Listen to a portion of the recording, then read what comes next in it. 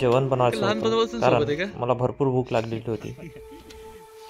त्यामुळे पटापट आम्ही जेवण बनवायच्या तयारीत लागून गेलो. 5 महिने पुण्यात राहिलो. किल्ल्यावर थांबून जेवण बनवणे हा एक वेगळाच अनुभव असते. तर आज आम्ही इपी नूडल हा प्रकार बनवणार होतो. ते लागणाऱ्या आवश्यक गोष्टी आम्ही अगोदरच घरून आणलेल्या होत्या. इथे आमचा मॅगीचा प्रोग्राम सुरू झालेला आहे.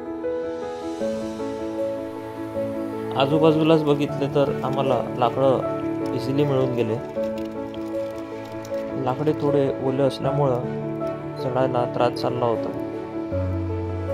काही प्रयत्नानंतर आम्हाला लाकडं जाळण्यात यश मिळालं. किल्ल्यावर जर तुम्ही असं काहीही बनवत असेल तर एक काळजी मात्र नक्की घ्यायची. तुम्ही जेही सामान तुमच्यासोबत आणलेलं असेल, पेपर, प्लास्टिक, बॉटल, या सगळ्यांची दक्षता घ्यायची की ते तुम्ही व्यवस्थितरित्या परत आपल्यासोबत वापस घेऊन जाल. किल्ल्याची स्वच्छता आणि कुठल्याही प्रकारचं प्लास्टिक किंवा बॉटल तिथे टाकू नये, दक्षता आपणच घेतलेली बरी. आमचं जेवण एन्जॉय करून झाल्यानंतर सगळं आणलेलं सामान आणि प्लास्टिकचं बॉटल हे आम्ही बॅगमध्ये व्यवस्थितरित्या भरलेल्या आणि सगळं साफसफाई केल्यानंतरच इथे जळवलेली आग पूर्णपणे विझवली. नंतर आम्ही आमचा टेंट बांधण्यास सुरुवात केली. किल्ल्यावर तसं टेंट बांधण्यात सक्त मनाई असते. कारण म्हणजे इथे वन्य प्राणीजीवांचा जो धोका असते त्यामुळे मनाई केली जात असते. आम्हाला भरपूर वेळ झाला असल्यामुळे आमच्यापाशी इथेच टेंट बांधणे गरजेचं होतं. पण तुम्ही बेस विलेज किंवा किल्ल्याच्या पायथ्याशी टेंट बांधू शकता.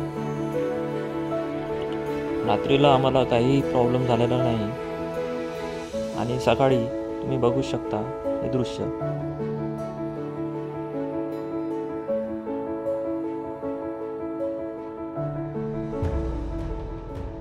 सकाळी भरपूर धुकं असल्यामुळे काही स्पष्ट दिसत नव्हते.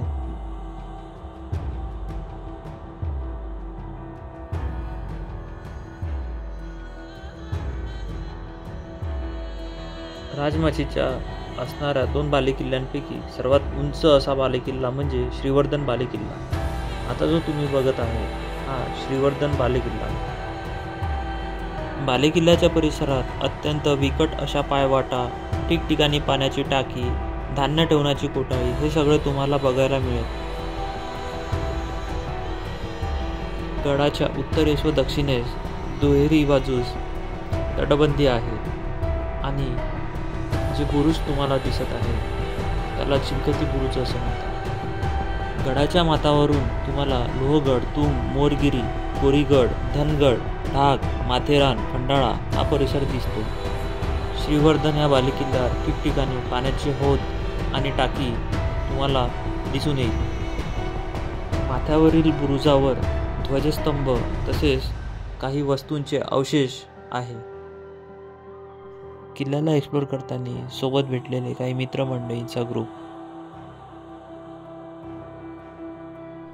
अगोदरच्या वेळी कल्याण, नालासोपारा ही प्राचीन काळातील मोठी व्यापारी बंदरे.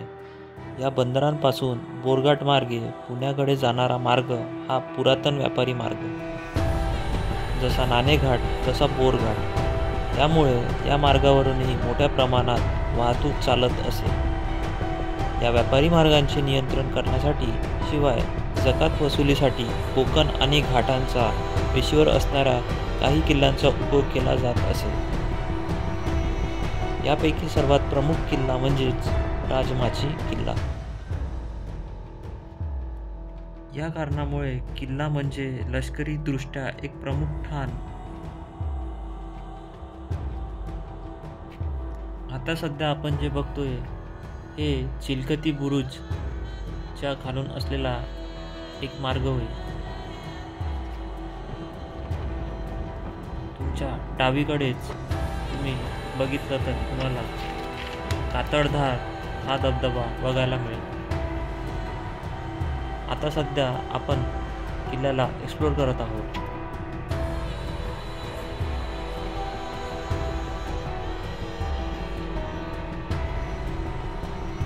किल्ल्याच्या पश्चिम उतारावर बौद्ध लेणी आहे. यालाच कोंढाणे लेणी असेही म्हणतात. ही लेणी कोंढाणे या रायगड जिल्ह्यातील कर्जत तालुक्यातील गावापासून 2 किलोमीटर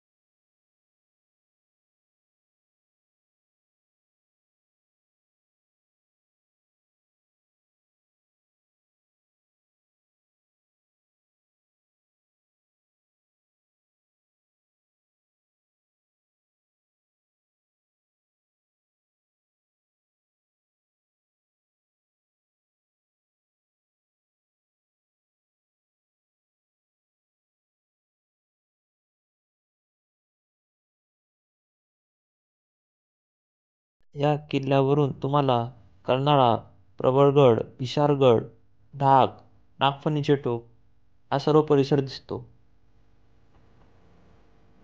तर अशा प्रकारे राजमाचीचा हा ट्रेक आम्ही यशस्वीरित्या पार केलेला आहे. तुम्हाला हा व्हिडिओ कसा वाटला नक्की कळवा. आजकाल खूप मोठ्या प्रमाणात लोक ट्रेकिंगसाठी बाहेर पडत आहे. फिरणे सर्वांना आवडते. मला ऐतिहासिक स्थळांना भेटी देणे, त्या ठिकाणचा इतिहास व महत्त्व समजून घेणे या गोष्टी मनापासून आवडतात. समोर अशाच एक नवीन किल्ल्यासोबत पुन्हा भेटूया.